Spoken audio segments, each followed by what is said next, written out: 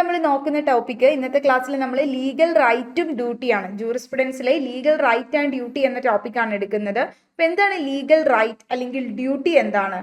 അപ്പോൾ റൈറ്റും ഡ്യൂട്ടിയും തമ്മിലൊരു ബന്ധമുണ്ട്. അപ്പൊ അതിലേക്ക് പോകുന്നതിന് മുമ്പ് നമുക്ക് എന്താണ് ആദ്യം ലീഗലി റൈറ്റ് എന്ന് പറയുന്ന കോൺസെപ്റ്റ് എന്ന് നോക്കാം.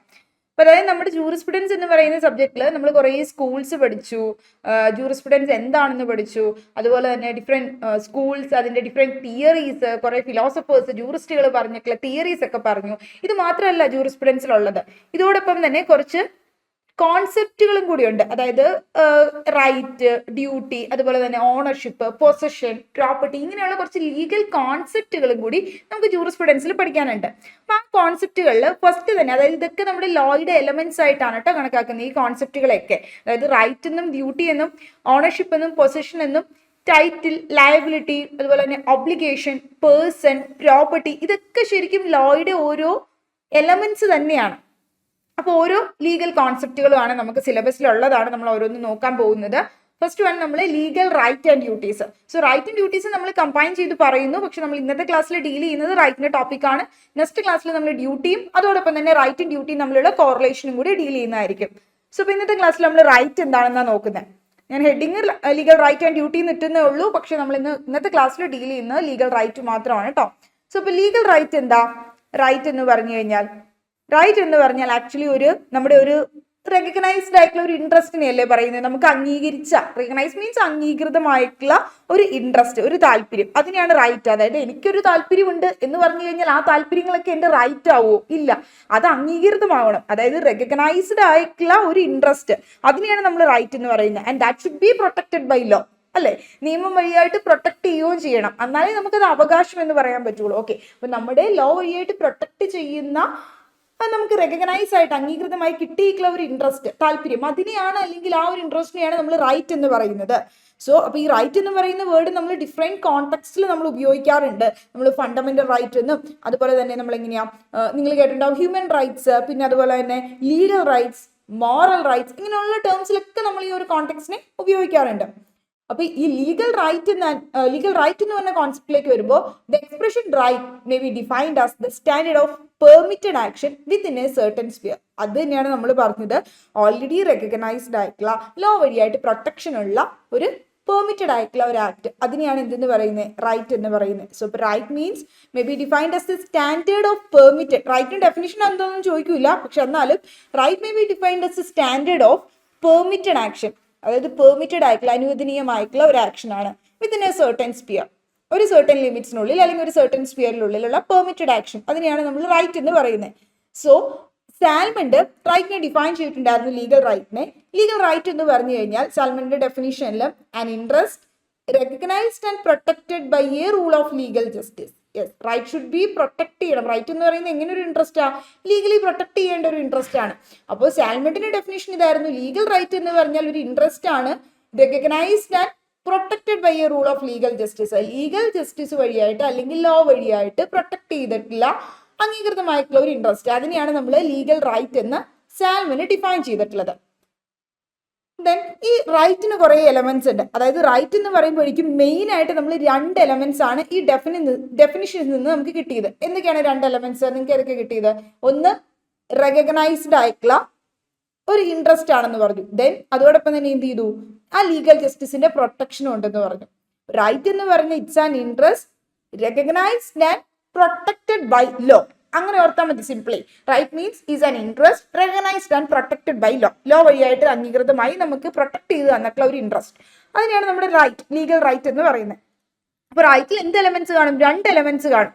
ഒന്ന് ലീഗൽ ആയിട്ടുള്ള റെക്കഗ്നിഷൻ ആണ്. ലീഗൽ റെക്കഗ്നിഷൻ എന്ന് പറഞ്ഞാൽ എന്താ? ലീഗൽ റെക്കഗ്നിഷൻ അംഗീകരിച്ചിട്ടുണ്ട് ലോ പ്രകാരം. ദെൻ ലീഗൽ പ്രൊട്ടക്ഷനും ഉണ്ട്. രണ്ടാമത്തെ ലീഗൽ പ്രൊട്ടക്ഷൻ ആണ്. ഇപ്പൊ സപ്പോസ് ലീഗൽ റെക്കഗ്നിഷൻ മാത്രമേ ഉള്ളൂ, അതായത് നമുക്ക് അംഗീകൃതമായി തന്നിട്ടുള്ളതാണ്, ബട്ട് വിത്തൗട്ട് ലീഗൽ പ്രൊട്ടക്ഷൻ ആണെന്ന് വിചാരിക്കുക. അതായത് ലീഗൽ പ്രൊട്ടക്ഷൻ ഇല്ല. അതായത് ഇപ്പൊ ഇൻ കേസ് നമുക്ക് അംഗീകരിച്ച് തന്നിട്ടുള്ളതാണ് നിയമപ്രകാരം, ഏതെങ്കിലും ആക്ടിന്റെയോ ലോയുടെ അണ്ടറിലൊക്കെ ഉണ്ട്, ബട്ട് ഒരിക്കലും നമുക്ക് ഇത് എൻഫോഴ്സ് ചെയ്തെടുക്കാൻ പറ്റില്ല. അങ്ങനെയല്ലേ ലീഗൽ പ്രൊട്ടക്ഷൻ ഇല്ല എന്ന് പറയുമ്പോൾ. അപ്പൊ നമുക്ക് ലീഗൽ പ്രൊട്ടക്ഷൻ ഇല്ല എങ്കിൽ അതിന്റെ അർത്ഥം എന്താ? നമുക്ക് ഇത് ഒരിക്കലും എൻഫോഴ്സ് ചെയ്തെടുക്കാൻ പറ്റില്ല. പിന്നെ അതുകൊണ്ട് വല്ല കാര്യമുണ്ടോ? ഇല്ല. അപ്പൊ ലീഗൽ റെക്കഗ്നിഷൻ ഉണ്ട്, വിത്തൗട്ട് ലീഗൽ പ്രൊട്ടക്ഷൻ ആണെങ്കിൽ that right cannot be enforced എന്നുള്ള രീതിയിൽ നമ്മൾ ഓർക്കാം കേട്ടോ. അത് ഒരിക്കലും നമുക്ക് എൻഫോഴ്സ് ചെയ്തെടുക്കാൻ പറ്റാത്ത റൈറ്റ് ആണ്. ഇപ്പോൾ ഒരു എക്സാമ്പിൾ പറയുകയാണെങ്കിൽ, എന്തൊക്കെ പറയാം, ടൈം ബാർഡായിട്ടുള്ള ഡെപ്റ്റ്. എന്താ ടൈം ബാർഡ് ഡെപ്റ്റ്? കാലാവധി കഴിഞ്ഞു പോയ കടം. നമ്മൾ എല്ലാവരും സ്ഥിരം മിക്കപ്പോഴും കോടതിയിലും അല്ലെങ്കിൽ LLBക്ക് പഠിക്കുമ്പോഴൊക്കെ നമ്മൾ കേട്ടിട്ടുള്ള ഇതാണ്, കാലാവധി കഴിഞ്ഞു പോയി കടം, ഇനിയിപ്പോ കിട്ടില്ല, കിട്ടാക്കടമായി പോയി എന്നൊക്കെ പറഞ്ഞ പോലെ ടൈം ബാർഡ് ഡെപ്റ്റ് ആണ്. യെസ്. അപ്പൊ ടൈം ബാർഡ് ഡെപ്റ്റ് ആയി കഴിഞ്ഞ് കഴിഞ്ഞാൽ ഒരു 10-30 വർഷം അല്ലെങ്കിൽ 50 വർഷം മുമ്പ് മേടിച്ച പൈസയാണ്, 30 വർഷം മുമ്പ് മേടിച്ചാണ്, ഇതിനിപ്പോ കേസ് കൊടുത്ത് നമുക്ക് എടുക്കാൻ പറ്റില്ലല്ലോ. സോ അതെന്ന് പറഞ്ഞാൽ എന്താ, ഓൾറെഡി ഒരു റൈറ്റ്, കാശ് കൊടുത്തതായതുകൊണ്ട് ഇയാൾക്ക് എന്ത് ചെയ്യാൻ, കിട്ടാൻ ഒരു റൈറ്റ് ഉണ്ട്.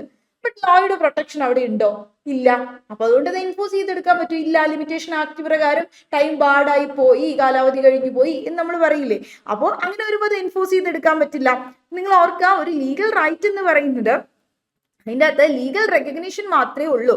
ബട്ട് ലീഗൽ പ്രൊട്ടക്ഷൻ ഇല്ല എങ്കിൽ അത് ഒരിക്കലും നമുക്ക് എൻഫോഴ്സ് ചെയ്തെടുക്കാൻ പറ്റില്ല. അതിന് എക്സാമ്പിൾ ഈ ടൈം ബാർഡ് ഡെപ്റ്റ് ഒക്കെ ഓർത്താൽ മതി, കാലാവധി കഴിഞ്ഞു പോയ കടമൊക്കെ. സത്യം പറഞ്ഞാൽ അതിപ്പോ ആ കടം കൊടുത്ത വ്യക്തി ഇപ്പൊ പറയാണ് 30 വർഷമൊക്കെ കഴിഞ്ഞു പോയി, ഇനിയിപ്പോ നിനക്ക് ഇതിപ്പോ കേസ് കൊടുത്ത് ഇനി എന്തായാലും ഇത് മേടിക്കാൻ പറ്റില്ല, ബട്ട് എന്നിരുന്നാലും ഞാൻ മനസ്സ് തോന്നി പൈസ തന്നേക്കാം എന്ന് പറയുകയാണെങ്കിൽ സത്യം പറഞ്ഞാൽ അയാൾക്ക് ഇത് കിട്ടാനുള്ള റൈറ്റ് ഉണ്ട്. കാരണം പുള്ളി കൊടുത്ത പൈസ അല്ലേ, ഇപ്പൊ കിട്ടാനുള്ള റൈറ്റ് ഉണ്ട്. ബട്ട് ഒരിക്കലും നിയമപ്രകാരം അത് എൻഫോഴ്സ് ചെയ്തെടുക്കാനായിട്ട് പറ്റില്ല. കാരണം അത് നിയമത്തിന്റെ ആ ഒരു എൻഫോഴ്സിബിലിറ്റി അതിന് കിട്ടുന്നില്ല, അതിന്റെ കാലാവധി കഴിഞ്ഞു പോയതുകൊണ്ട്. അപ്പൊ അതാണെന്ന് പറയുന്നത് ലീഗൽ റെക്കഗ്നീഷൻ ഉണ്ട്, ബട്ട് ഓൾസോ അവിടെ ലീഗലി പ്രൊട്ടക്ഷൻ ഉണ്ടോ എന്ന് ചോദിച്ചാൽ ഇല്ല. അതുകൊണ്ട് തന്നെ അത് എൻഫോഴ്സ് ചെയ്തെടുക്കാൻ പറ്റില്ല. രണ്ടാമത് നമ്മൾ എന്താ പറഞ്ഞേ, അപ്പൊ ലീഗൽ റെക്കഗ്നിഷൻ മാത്രമേ ഉള്ളൂ, ലീഗൽ പ്രൊട്ടക്ഷൻ ഇല്ലെങ്കിൽ എന്ത് ചെയ്യും, നമുക്കത് എൻഫോഴ്സ് ചെയ്തെടുക്കാനായിട്ട് പറ്റില്ല. ദെൻ അങ്ങനെയുള്ള റൈറ്റ് ആണെങ്കിൽ എൻഫോഴ്സ് ചെയ്തെടുക്കാൻ പറ്റില്ല. അതിന് എക്സാമ്പിൾ ആണ് ഈ ടൈം ബാർഡ് ഡെപ്റ്റ് ഒക്കെ പറഞ്ഞത്. പിന്നെ അതുപോലെ തന്നെ ലീഗൽ പ്രൊട്ടക്ഷൻ. ഇപ്പൊ നിങ്ങൾ വിചാരിക്കുക ലീഗൽ പ്രൊട്ടക്ഷൻ ഉണ്ട്, പക്ഷേ ലീഗലി റെക്കഗ്നിഷൻ ഇല്ലെങ്കിലോ? നേരെ തിരിച്ച് ഈ ഡെഫിനിഷനിൽ തന്നെയാണ് ഞാൻ പറയുന്നത്. ലീഗൽ പ്രൊട്ടക്ഷൻ ഉണ്ട്, അതായത് protected by rule of legal justice ആണ്, പക്ഷേ ലീഗലി റെക്കഗ്നൈസ്ഡ് അല്ല. അങ്ങനെയാണെങ്കിലും that will not make a legal right ആകില്ല. അപ്പൊ ഒരു റൈറ്റ് ലീഗൽ ആവണമെങ്കിൽ അതിന് 2 എലമെന്റ്സ് വേണം. ലീഗൽ ആയിട്ടുള്ള പ്രൊട്ടക്ഷനും വേണം, ആൻഡ് ഓൾസോ ലീഗൽ ആയിട്ടുള്ള റെക്കഗ്നിഷനും വേണം. അംഗീകരിച്ച് നിയമപ്രകാരം പ്രൊട്ടക്ട് ചെയ്തിട്ടുള്ള റൈറ്റുകളാണ് legally right, which means that can be enforced by before the court of law എന്ന് നമുക്ക് പറയാൻ പറ്റുന്നത്.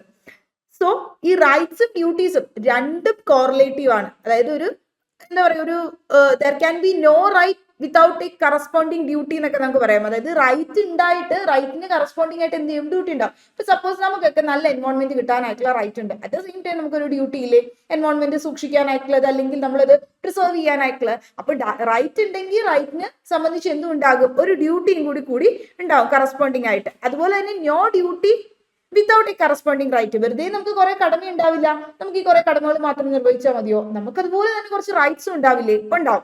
അപ്പൊ എവറി റൈറ്റ്, ഏത് റൈറ്റ് ആണെങ്കിലും അതിൻ്റെ അകത്തൊരു ഡ്യൂട്ടി അതിൻ്റെ അകത്ത് വരുന്നുണ്ട്. സോ അപ്പൊ റൈറ്റും ഡ്യൂട്ടിയും തമ്മിലുള്ള കോറിലേഷൻ നമുക്ക് നോക്കാം. അപ്പൊ അതിനു മുമ്പ് ഒരു ലീഗൽ ആയിട്ടുള്ള റൈറ്റ് എന്ന് പറയുമ്പോൾ അതിന്റെ ഡെഫിനിഷൻ ആണ് നമ്മൾ നോക്കിയത്. ഇനി എലമെന്റ്സ് ഓഫ് ലീഗൽ റൈറ്റ്സ്. സാൽമെന്റിനെ സംബന്ധിച്ചിടത്തോളം 5 എസെൻഷ്യൽ എലമെന്റ്സ് ആണ് ഒരു ലീഗൽ റൈറ്റിനുള്ളത്. എന്തൊക്കെയാണ്? According to John Salmond, a legal right involves 5 essential elements. ഒരു ലീഗൽ റൈറ്റ് എന്ന് പറയുമ്പോൾ 5 essential elements ഉണ്ട്. The very first one is the first ingredient in the conception of a right is a subject of a right. അപ്പൊ എന്താ റൈറ്റിന്റെ element എന്ന് പറയുമ്പോൾ, ഒന്ന് റൈറ്റിന്റെ subject, എന്ത് കാര്യത്തിന്റെ പുറത്താണ് നമുക്ക് റൈറ്റ് ഉള്ളത്. അപ്പൊ first one the subject of the right ആണ്. അതായത് the person in whom the right resides, എവിടെയാണ് അല്ലെങ്കിൽ ഏത് വ്യക്തിയിലാണ് ആ റൈറ്റ് റിസൈഡ് ചെയ്യുന്നത്. ആൻഡ് പേഴ്സൺ ഓഫ് ഇൻഹെറൻസ്, ഏത് വ്യക്തിക്കാണ്. And the person entitle to the right. അപ്പൊ ഫസ്റ്റ് വൺ നോക്കുന്നത് എന്താ, സിംപ്ലി പറഞ്ഞ എന്താ, ഓണർ ഓഫ് ദി റൈറ്റ്. അതാണ് ഒന്നാമത് വേണ്ടത്. റൈറ്റിന്റെ ഓണർ ആരാണ്, അതാണ് അതിന്റെ സബ്ജക്ട് എന്താണ്, അല്ലെങ്കിൽ ഓണർ ആരാണ്, ആർക്കാണ് ഇത് എൻടൈറ്റിൽഡ് ആയിട്ടുള്ളത്. അപ്പൊ അതാണ് റൈറ്റിന്റെ ഫസ്റ്റ് ഇൻഗ്രീഡിയന്റ് അല്ലെങ്കിൽ ഫസ്റ്റ് എലമെന്റ് എന്ന് പറയുന്നത്. എ റൈറ്റ് വിത്തൗട്ട് അല്ലെങ്കിൽ or the person entitle to the റൈറ്റിന് എൻടൈറ്റിൽഡ് ആയിട്ടുള്ള പേഴ്സൺ ആരാണ്. അപ്പോൾ a right without an owner, ഒരു ഓണർ ഇല്ലാതെ റൈറ്റ് ഉണ്ട് എന്ന് പറഞ്ഞു കഴിഞ്ഞാൽ that may be an impossibility തന്നെയാണ്. അതായത് ഇറ്റ്സ് ആൻ ഇമ്പോസിബിലിറ്റി തന്നെയാണ്. അതായത് ഒരു order of the right however need not to be certain or determinate. അതായത് ഒരു റൈറ്റിന്റെ ഒരു ഓണർ എന്ന് പറഞ്ഞാൽ ഇന്ന ആള് തന്നെ ആവണം എന്ന് നിർബന്ധമുണ്ടോ? ഇല്ല. ബട്ട് അവിടെ റൈറ്റ് ഉണ്ട് എന്ന് പറയുമ്പോൾ റൈറ്റിന് ഷുഡ് ബി ആൻ ഓണർ, നിർബന്ധമായിട്ട് ഒരു ഓണർ വേണം.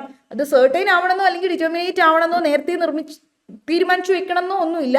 പക്ഷെ റൈറ്റിന്റെ എസെൻഷ്യൽ എലമെന്റ്സ് നമ്മൾ നോക്കുമ്പോൾ ഒന്ന് വേണ്ടത് ഓണർ ഓഫ് എ റൈറ്റ്. റൈറ്റിന് ഓണർ വേണം. അതായത് ആർക്കാണ് ഇത് ഇൻഹെറൻസ്, അല്ലെങ്കിൽ ആരിലാണ് ഇത് റിസൈഡ് ചെയ്യുന്നത്, ഏത് പേഴ്സൺ ആണ് ഇത് എൻടൈറ്റിൽഡ് ആയിട്ടുള്ളത് എന്നൊക്കെ നമ്മൾ പറയുന്നത്.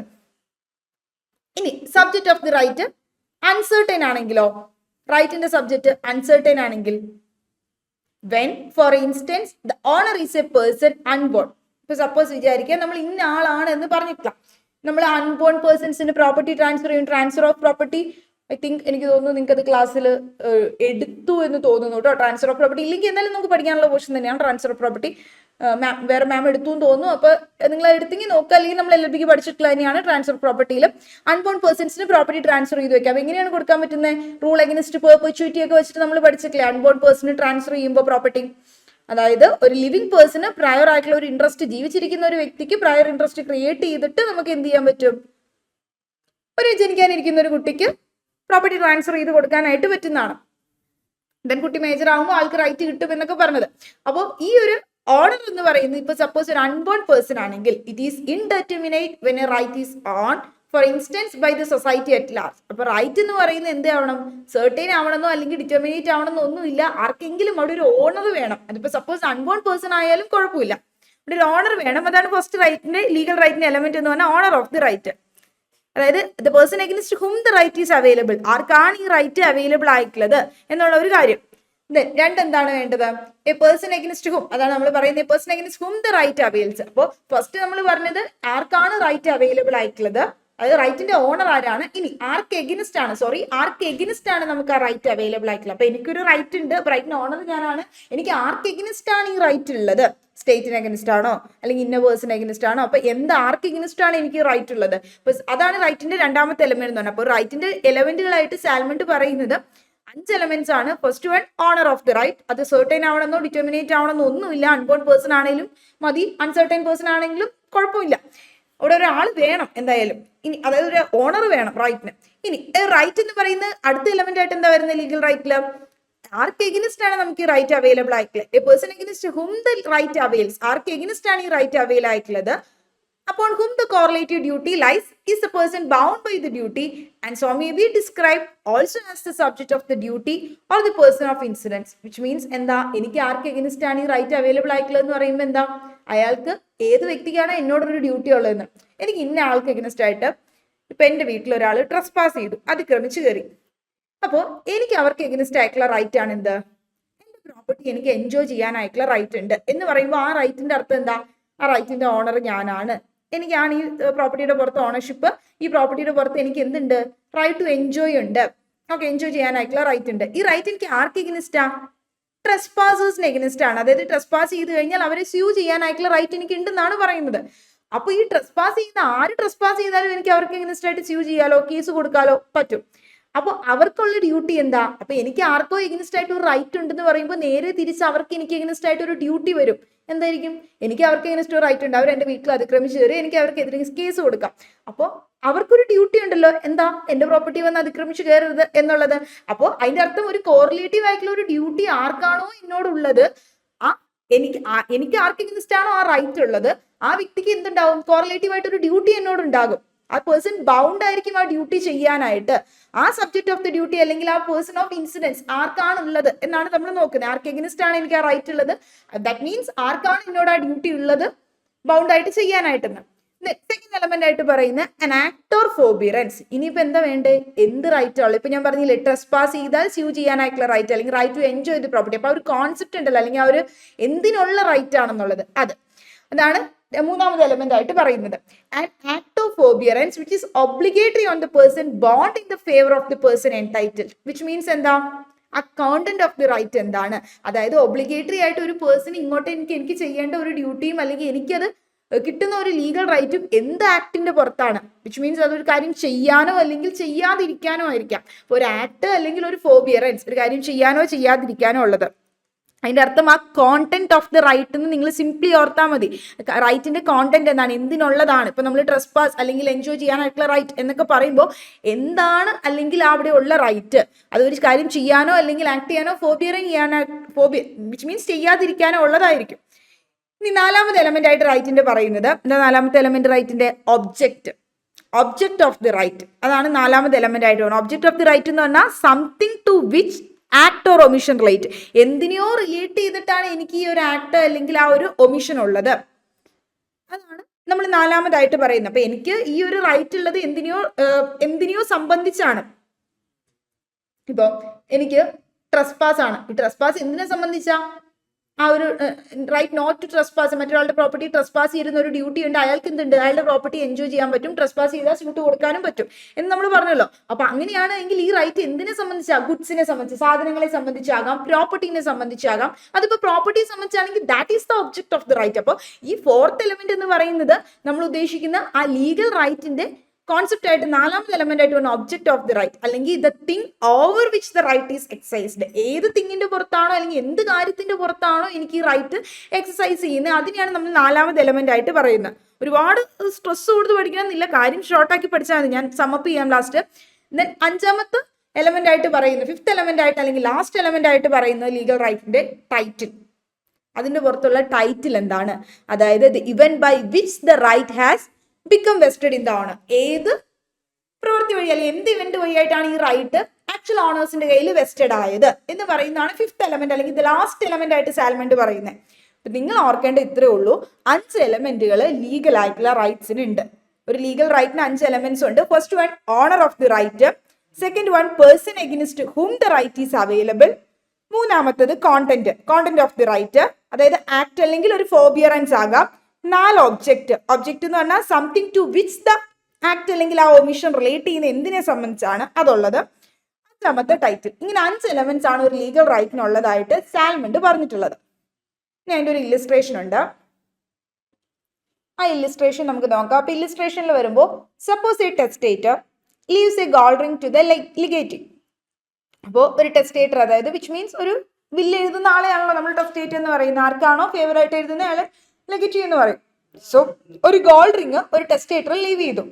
And the legatee becomes the subject or the owner of the right. The gold ring is the object of the ring, and the delivery of the ring is the content of the right, and the executor is the person of incidence, and the will bequeathing the ring is the title of the right. Yes. നോക്കുക, ഈ ഇല്ലുസ്ട്രേഷനിൽ വന്നപ്പോൾ നമ്മുടെ റൈറ്റിന്റെ legal റൈറ്റിന്റെ 5 എലമെന്റുകളും വന്നിട്ടുണ്ട്. എങ്ങനെയാ വന്നത്? Suppose a testator leaves a gold ring to a legatee. Suppose എന്ത് ചെയ്തു, ഒരു വില്ല് എഴുതിയ വ്യക്തി ഒരു ഗോൾഡ് റിംഗ് ഒരു ലെഗറ്റീവ് ആർക്കാണോ കൊടുത്തത് അയാൾക്ക് കൊടുത്തു, ഫേവർ ആക്കി കൊടുത്തു. അപ്പൊ ഈ ലെഗറ്റീവ് എന്ന് പറയുന്നത് എന്താണ്? ബിക്കംസ് ഈ സബ്ജക്ട് അല്ലെങ്കിൽ ഓണർ ഓഫ് ദി റിംഗ്. ആർക്കാ റിംഗ് കൊണ്ട് കൊടുത്തത്? ഇയാൾക്കല്ലേ കൊടുത്തത് ലെഗറ്റീവ്. അപ്പൊ ഇയാളായിരിക്കും ആര്?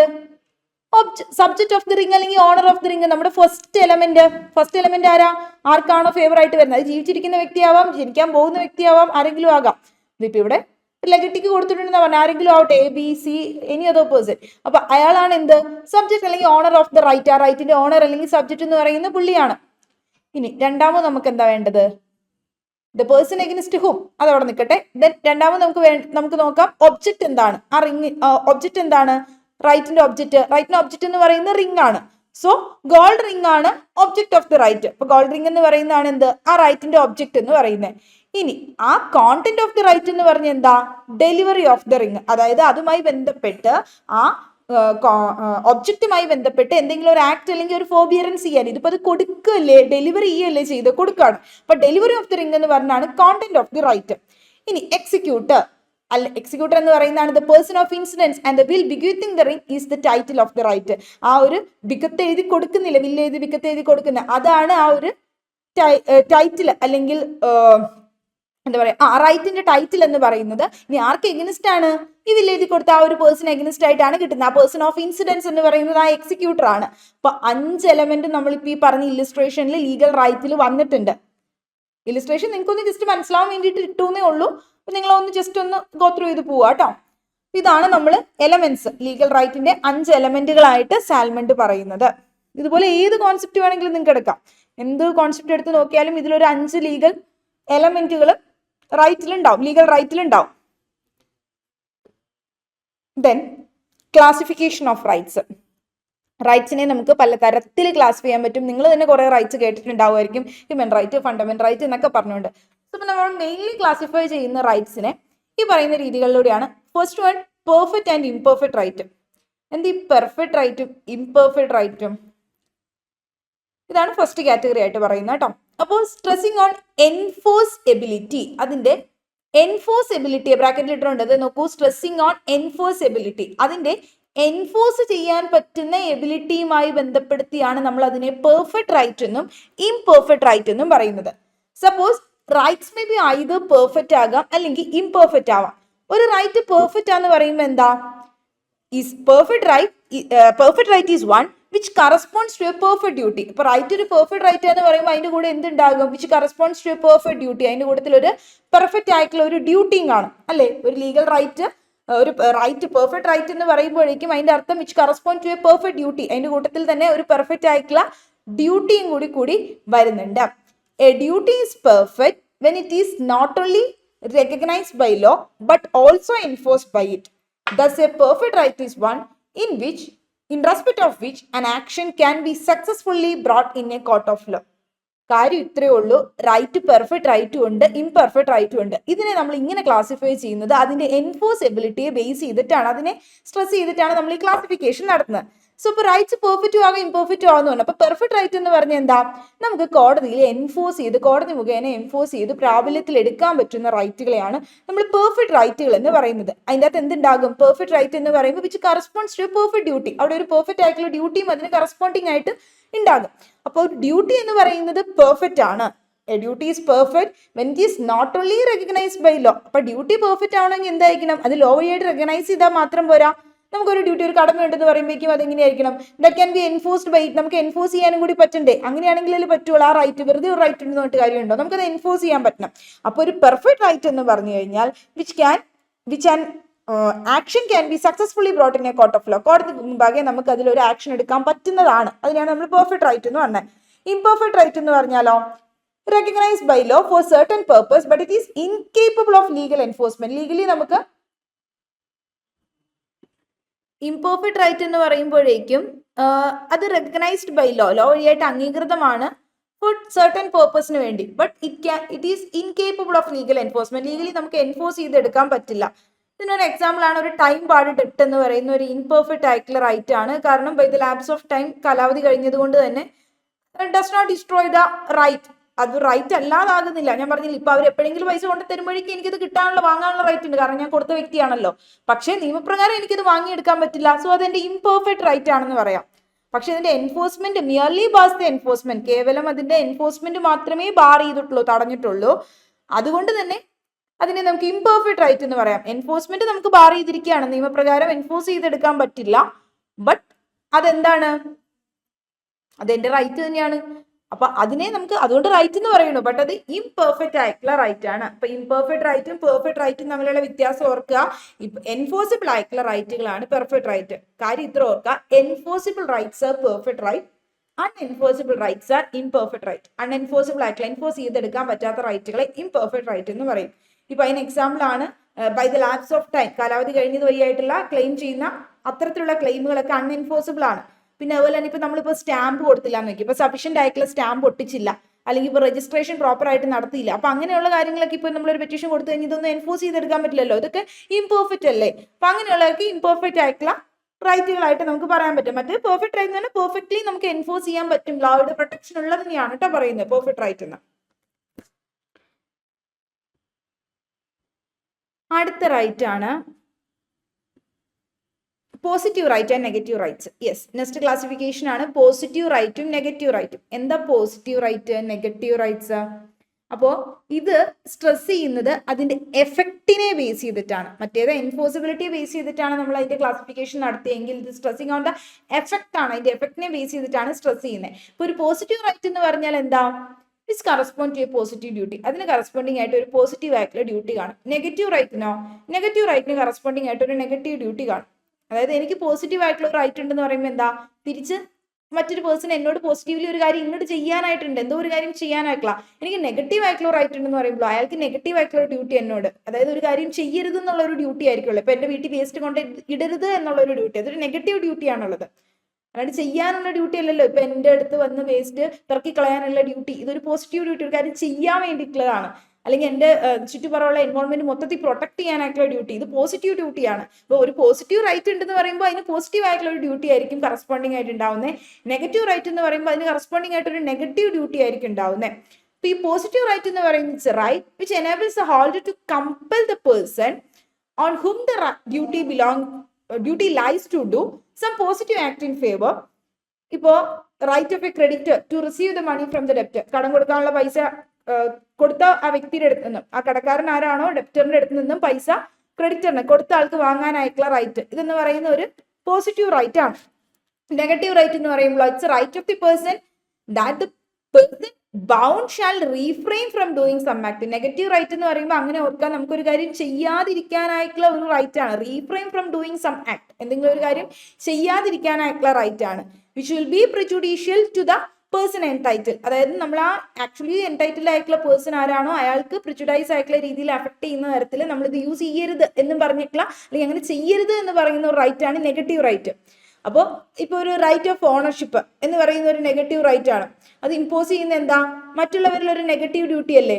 എനിക്കിപ്പോൾ ഒരു റൈറ്റ് ഓഫ് ഓണർഷിപ്പ് ഉണ്ടെന്ന് പറയുമ്പോൾ, എനിക്കിത് എൻജോയ് ചെയ്യാനായിട്ടുള്ള റൈറ്റ് ഉണ്ടെന്ന് പറയുമ്പോൾ മറ്റു പേഴ്സൺസിൽ ഒരു നെഗറ്റീവ് ഡ്യൂട്ടിയാണ് അവിടെ ഇമ്പോസ് ചെയ്യുന്നത്. അവർക്കിത് യൂസ് ചെയ്യാനുള്ള റൈറ്റ് ഇല്ല, അല്ലെങ്കിൽ അവർക്ക് ഇതിൽ ഇന്റർഫിയർ ചെയ്യാനായിട്ടുള്ള റൈറ്റ് ഇല്ല. സോ അപ്പോൾ ആദ്യത്തെ റൈറ്റ് എന്ന് പറയുന്നത് പോസിറ്റീവ്ലി ബെനിഫിറ്റ് ചെയ്യുന്ന റൈറ്റ് ആണ്, പോസിറ്റീവ് റൈറ്റ് എന്ന് പറയുന്നത്. രണ്ടാമത് പറഞ്ഞ നെഗറ്റീവ് റൈറ്റ് എന്ന് പറയുമ്പോഴോ the right not to be harmed, harm ചെയ്യരുത് എന്നുള്ള റൈറ്റ് ആണ്. അതായത് ഒരു കാര്യം ചെയ്യാൻ പാടില്ല എന്ന് പറയുന്ന പോലത്തെ ഒരു റൈറ്റ്, അതാണ് നെഗറ്റീവ് റൈറ്റ് എന്ന് പറയുന്നത്. അപ്പൊ നിങ്ങൾ ഓർത്താൽ മതി, പോസിറ്റീവ് റൈറ്റ് എന്ന് പറയുന്നത് പ്രൊവൈഡിങ് ബെനിഫിറ്റ്സ് ആയിരിക്കും. ബെനിഫിറ്റുകൾ പ്രൊവൈഡ് ചെയ്യുന്ന റൈറ്റുകളെയാണ് പോസിറ്റീവ് റൈറ്റ്സ് എന്ന് പറഞ്ഞാൽ. നല്ല നല്ല കാര്യങ്ങൾ, ഇപ്പോൾ നമ്മുടെ ലേബർ ലെജിസ്ലേഷൻസ് ഒക്കെ ഇല്ലേ, തൊഴിലാളി നിയമങ്ങള്, അതുപോലെ തന്നെ റെമ്യൂണറേഷൻ കൂട്ടണം, മെറ്റേണിറ്റി ബെനിഫിറ്റ്, ഇങ്ങനെയുള്ള കാര്യങ്ങൾ, ഇതൊക്കെ എന്താ, ബെനിഫിറ്റ്സ് പ്രൊവൈഡ് ചെയ്യുന്ന റൈറ്റുകളാണ്. ഇതെല്ലാം പോസിറ്റീവ് റൈറ്റ്സ് ആണ്. ഇനി മറ്റ് നെഗറ്റീവ് റൈറ്റ് എന്ന് പറഞ്ഞാൽ എന്താ, നമുക്കൊരു ബെനിഫിറ്റ് തരികയല്ല, ഉപദ്രവം ഉണ്ടാക്കരുത് എന്ന് പറയുന്ന പോലെ പ്രിവെന്റ് ചെയ്യാൻ വേണ്ടിയിട്ടുള്ള റൈറ്റ് ആണ്. മറ്റൊരാളുടെ പ്രോപ്പർട്ടിയിലേക്ക് തടഞ്ഞു കയറരുത്, അല്ലെങ്കിൽ മറ്റൊരാളുടെ പ്രോപ്പർട്ടി നശിപ്പിക്കരുത്, ഇത്തരത്തിലൊക്കെ ഉള്ള റൈറ്റുകൾ, ഇതൊക്കെ പ്രിവെൻഷനുമായി ബന്ധപ്പെട്ട റൈറ്റുകളാണ്. അതായത് പ്രത്യേകിച്ച് ബെനിഫിറ്റ് ഒന്നും കിട്ടുന്നില്ല, പ്രിവെന്റ് ചെയ്യാണ് നമുക്ക് എഗൈൻസ്റ്റ് ആയിട്ടുള്ള കാര്യങ്ങൾ ചെയ്യുന്നത്. അപ്പൊ അതാണ് നെഗറ്റീവ് റൈറ്റ് എന്ന് പറയുന്നത്. പോസിറ്റീവ് റൈറ്റ് എന്ന് പറഞ്ഞാൽ പോസിറ്റീവ് ആക്ഷൻസും, നെഗറ്റീവ് റൈറ്റ് എന്ന് പറഞ്ഞാൽ റീഫ്രെയിൻ ഫ്രം ആക്ഷൻസും ആണ്. ആക്ഷൻസ് നിന്ന് റീഫ്രെയിൻ ചെയ്യുക. മറ്റേത് പോസിറ്റീവ്ലി ബെനിഫിറ്റഡ് ആണ് പോസിറ്റീവ് റൈറ്റിംഗ്. നെഗറ്റീവ് റൈറ്റ് എന്ന് പറഞ്ഞാൽ നോട്ട് ടു ബി ഹാംഡ് ആണ്. ഓർത്തു വയ്ക്കുക കേട്ടോ. ദെൻ അടുത്ത classification right in rem and right in personam. Right in റമ്മും റൈറ്റ് ഇൻ പേഴ്സണും ആണ്. ഈ ഒരു ക്ലാസിഫിക്കേഷൻ നമ്മൾ അതിന്റെ ഓപ്പറേഷനെ ബേസ് ചെയ്തിട്ടാണ് സ്ട്രെസ് ചെയ്ത് പറയുന്നത്. Stressing on the field of operation ആണ്. ഇപ്പൊ എന്താ റൈറ്റ് ഇൻ റമ്മും റൈറ്റ് ഇൻ പേഴ്സണോ, ഈ റൈറ്റ്സുകൾ തമ്മിലുള്ള വ്യത്യാസം എന്താ? റൈറ്റ് ഇൻ റം എന്ന് പറഞ്ഞു കഴിഞ്ഞാൽ ഇത് right against the whole world, എല്ലാവർക്കും എഗനിസ്റ്റ് ആയിട്ടുള്ള റൈറ്റ് ആണ്. എന്റെ പ്രോപ്പർട്ടിയിൽ ഒരാൾ ട്രസ്പാസ് ചെയ്ത് കഴിഞ്ഞാൽ അതിപ്പോ എ എന്ന് പറയുന്ന വ്യക്തി ട്രസ്പാസ് ചെയ്താലും, ബി എന്ന് പറയുന്ന വ്യക്തി ട്രസ്പാസ് ചെയ്താലും, സി ഡി ഇ ആര് ട്രസ്പാസ് ചെയ്താലും എനിക്ക് കേസ് കൊടുക്കാം. അല്ലാണ്ട് ഇന്ന ഒരുത്തൻ ട്രസ്പാസ് ചെയ്താൽ മാത്രമേ എനിക്ക് കേസ് കൊടുക്കാവുള്ളൂന്നുണ്ടോ? ഇല്ല. അപ്പൊ അത് റൈറ്റ് ഇൻ റം ആണ്. അപ്പൊ റൈറ്റ് ഇൻ റം എന്ന് പറഞ്ഞാൽ right against the whole world, എല്ലാവർക്കും എഗനിസ്റ്റ് ആയിട്ടുള്ള റൈറ്റാ. മറ്റേതോ റൈറ്റ് ഇൻ പേഴ്സൺ എന്ന് പറഞ്ഞാലോ എനിക്ക് ഏതെങ്കിലും ഒരു സ്പെസിഫിക് പേഴ്സൺ എഗനിസ്റ്റ് ആയിട്ട് മാത്രം എൻഫോഴ്സ് ചെയ്യാൻ പറ്റുന്ന റൈറ്റ്. ഇപ്പൊ സപ്പോസ് ഞാനും രാമുവും തമ്മിൽ ഒരു കോൺട്രാക്ട് ഉണ്ട്, ആരെങ്കിലും ആയിക്കോട്ടെ. ഇപ്പൊ ഞാനും രാമുവും തമ്മിൽ ഒരു കോൺട്രാക്ട് ഉണ്ട്. രാമു എന്നോട് പറഞ്ഞായിരുന്നു 5 ലക്ഷം രൂപ തരുമ്പോ കാറ് തരാമെന്ന്. ഓക്കെ, ഞാൻ 5 ലക്ഷം രൂപയൊക്കെ കൊടുത്തു കഴിഞ്ഞു, ഇതുവരെ എനിക്ക് കാറ് തന്നിട്ടില്ല. അപ്പൊ അങ്ങനെയാണെങ്കിൽ എനിക്ക് എന്ത് ചെയ്യാം? എന്റെ കോൺട്രാക്ട് മര്യാദയ്ക്ക് പെർഫോം ചെയ്യാഞ്ഞത് കൊണ്ട് തന്നെ പുള്ളിക്ക് എഗനിസ്റ്റ് എനിക്ക് കേസ് കൊടുക്കാം. പുള്ളിക്ക് എഗനിസ്റ്റ് മാത്രമല്ല എനിക്ക് കേസ് കൊടുക്കാൻ പറ്റുള്ളൂ, അല്ലാണ്ട് പുള്ളിയുടെ ഫ്രണ്ട്സിനോ അല്ലെങ്കിൽ സിബ്ലിങ്സിനോ വേറെ ഏതെങ്കിലും ഒരാൾക്ക് എഗനിസ്റ്റ് കേസ് കൊടുക്കാൻ പറ്റൂ? ഇല്ല, എനിക്ക് ആ സ്പെസിഫിക് പേഴ്സൺ എഗനിസ്റ്റ് ആയിട്ട് മാത്രമേ കൊടുക്കാൻ പറ്റൂ. അത് റൈറ്റ്സ് ഇൻ പേഴ്സണും. അതായത് that can be enforced against a particular person, അല്ലെങ്കിൽ ഒരു സ്പെസിഫിക് പേഴ്സൺ എഗനിസ്റ്റ് ആയിട്ട് എൻഫോഴ്സ് ചെയ്തെടുക്കാനായിട്ട് പറ്റുന്നത്. ക്ലിയർ ആയി ഞാൻ വിചാരിക്കുന്നു. റൈറ്റ് ഇൻ റമ്മും right in personam. Right in rem എന്ന് പറഞ്ഞാൽ എഗനിസ്റ്റ് ദ ഹോൾ വേൾഡ്, ട്രസ്പാസിന്റെ കാര്യം ഓർത്താൽ മതി, ട്രസ്പാസിനെ പ്രോസിക്യൂട്ട് ചെയ്യുന്ന.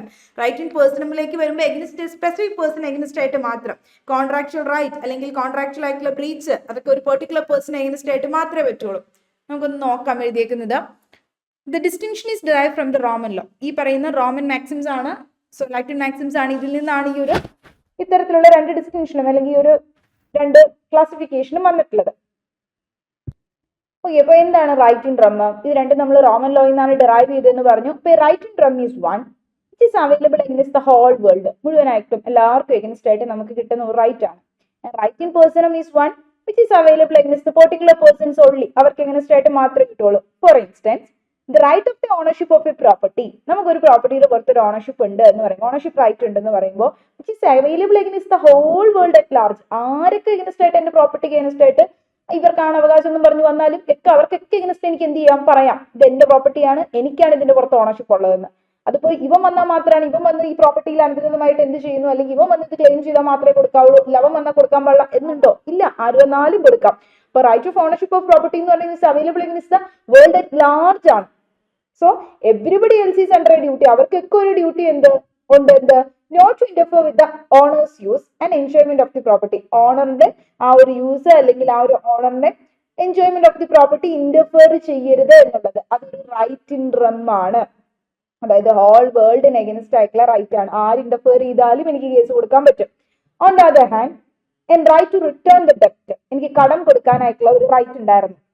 ഓക്കെ, അങ്ങനെയാണെങ്കിൽ ഞാൻ ഒരാൾക്ക് കടം കൊടുത്തോളൂ, അയാളുടെ അടുത്ത് നിന്ന് കടം വാങ്ങാനുള്ള റൈറ്റ് ഉണ്ട്, പുള്ളിക്ക് എനിക്ക് തിരിച്ചു തരാനുള്ള റൈറ്റും ഉണ്ട്.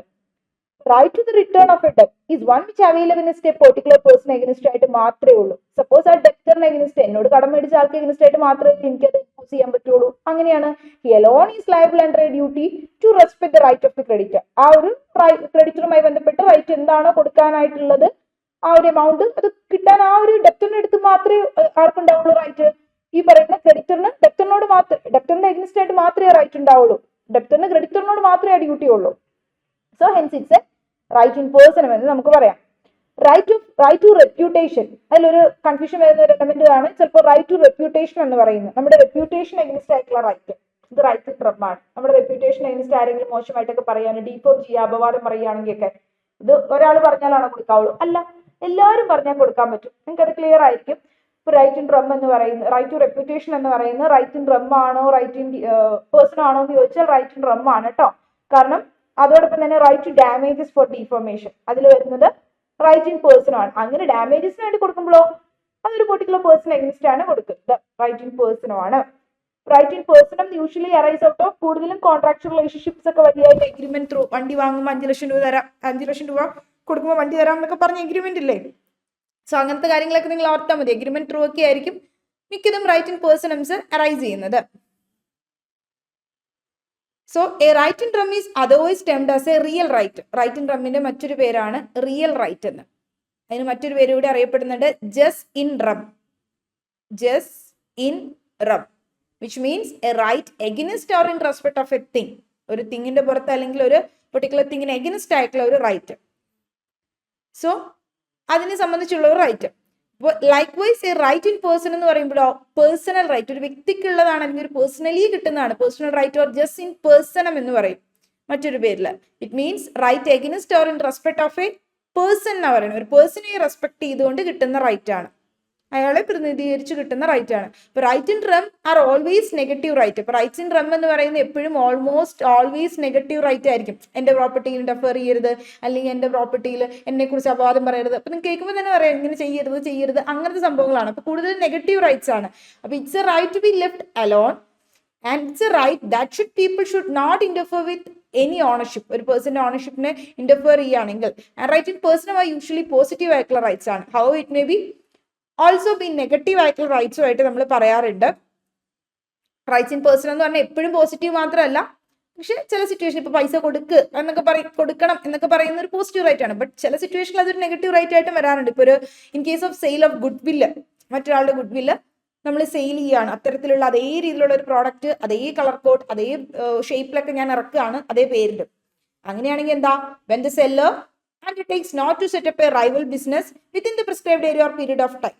അവരുടെ ആ ഒരു റെപ്യൂട്ടേഷനെ ബാധിക്കുന്ന തരത്തിൽ അല്ലെങ്കിൽ ഗുഡ് വില്ലിനെ ബാധിക്കുന്ന തരത്തിലാണെങ്കിൽ അതൊരു പെർട്ടിക്കുലർ പേഴ്സണായി ചെയ്തെങ്കിൽ അവരാ ചെയ്യരുത് എന്ന് പറയുന്ന റൈറ്റ് അല്ലേ അത്. അപ്പൊ അതൊരു നെഗറ്റീവ് റൈറ്റ് ആയിട്ടും വരാം കേട്ടോ, റൈറ്റ് ഇൻ പേഴ്സൺ എന്നൊക്കെ പറഞ്ഞേ. അത്രയൊന്നും ഓർക്കണ്ട, കാര്യം സിംപ്ലി മനസ്സിലാക്കി വെക്കുക. റൈറ്റ് ഇൻ എന്ന് പറയുന്നത് എഗനിസ്റ്റ് ഹോൾ വേൾഡ് ആണ്, മറ്റേത് പേഴ്സൺ എന്ന് പറയുന്നത് എഗനിസ്റ്റ് സ്പെസിഫിക് ആയിട്ടുള്ള പേഴ്സൺ ആണ്. Right over a rest or a thing, അതാണ് നമ്മൾ റൈറ്റ് ഇൻ റം എന്ന് പറയുന്നത്. It's available against whole world. Right in person എന്ന് പറഞ്ഞാൽ available against a particular person. Money in my purse is a right in rem ആണ് അല്ലേ. ആരെടുത്തുണ്ടെങ്കിലും case കൊടുക്കാൻ പാടില്ലേ. And money somebody owes to me, ആരെങ്കിലും എനിക്ക് തരാനുള്ള പൈസ ഈസ് റൈറ്റ് ഇൻ പേഴ്സണുമാണ്. ഇപ്പൊ ജസ്സും റമ്മും ഈ പറയുന്ന ഒരു റൈറ്റ് ടു റൈറ്റ് അല്ലെങ്കിൽ ഇറ്റ്സ് എ റൈറ്റ് ഇൻ പേഴ്സണുമാണ്. നമ്മളിപ്പോ ഈ പറഞ്ഞ പോലെ കേട്ടോ, ഒന്ന് നോക്കി വെക്കാം. അതിന് മറ്റൊരു പേര് പറയുന്നത് ജസ്റ്റിൻ റമ്മും, പിന്നെ നമ്മൾ പറഞ്ഞ ജസ്റ്റിൻ റമ്മും അതുപോലെ തന്നെ പേഴ്സണും വരുന്ന കേട്ടോ, ജസ്റ്റിൻ പേഴ്സൺ മറ്റൊരു പേരുകളാണെന്നുള്ളത്. Next right proprietary right. Classification വരുന്നത് proprietary right and personal right. ഇത് എക്കണോമിക് വാല്യൂവിനെ ബേസ് ചെയ്തിട്ട് നമ്മൾ പറയുന്നതാണ് proprietary right and personal right എന്ന്. അപ്പൊ എന്ത് ഈ പ്രൊപ്രൈറ്ററി റൈറ്റ് അല്ലെങ്കിൽ പേഴ്സണൽ റൈറ്റ് എന്ന് പറയുന്നത്? എന്തായിരിക്കും പ്രൊപ്രൈറ്ററി റൈറ്റ് അല്ലെങ്കിൽ പേഴ്സണൽ റൈറ്റ്? പ്രൊപ്രൈറ്ററി റൈറ്റ്സ് എന്ന് പറയുന്നത് are those which constitute a man's property or wealth. A right that has an economic value is included in the category. Rights in land, movables, debts due, benefits of a contract, commercial goodwill, patent rights, copyrights, ഇതൊക്കെ ഈ പറയുന്നത് proprietary rights ആണ്.